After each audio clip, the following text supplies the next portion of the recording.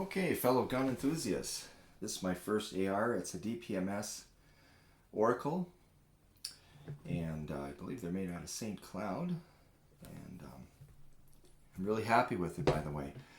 First off, I'm going to show you how to put a bipod with a sling adapter onto the handguard here. It was kind of tricky for me. I couldn't find any information anywhere on this.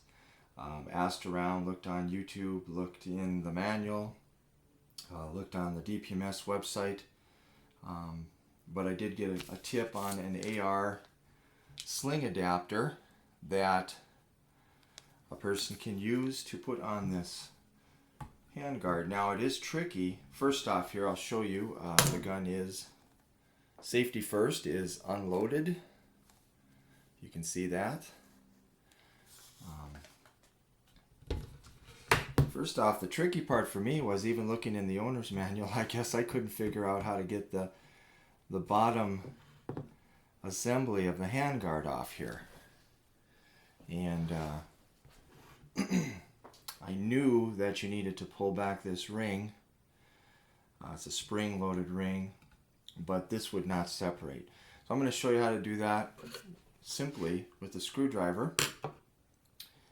And you don't want to jam that screwdriver in anywhere, void any warranties or any of that sort. But you have to pull back on this ring here, spring-loaded ring, and then at the same time there's a little notch right under here. I don't know if you can see that at this time, where you will put the screwdriver and just gently push down, and it should pop it right open. Just pulling on it, it will not. I wasn't able to. So I'm going to pull back on this. I don't know if you'll be able to see this. I'm a one-man show here.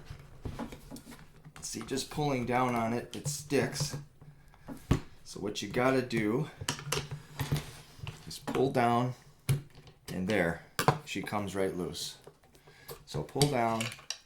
Try not to jam against your gun, but just, you could put a piece of cloth here, but just push that open right there. If you can see that. And then you separate that handrail, and there you are. So, next what you do, you want to figure out about where to put your bipod. And I found mine was about, the fourth hole down worked best for my bipod. Any bipod, I think a Champion or Harris or any of the standard bipods will work with this. Now, the sling adapter comes with something of this sort and this ring here. Now, this spacer was too wide for what I'm going to do, so I had to modify a little bit, and I ended up with 2 lock washers, which worked real well. So let's see if I can do this right again. So you take this piece from your kit here, and you place it in to where it fits the most properly, where it will basically sink in and seat itself. It's a little tricky to find the right spot the way it's shaped. If I can do this without having to stop. Okay.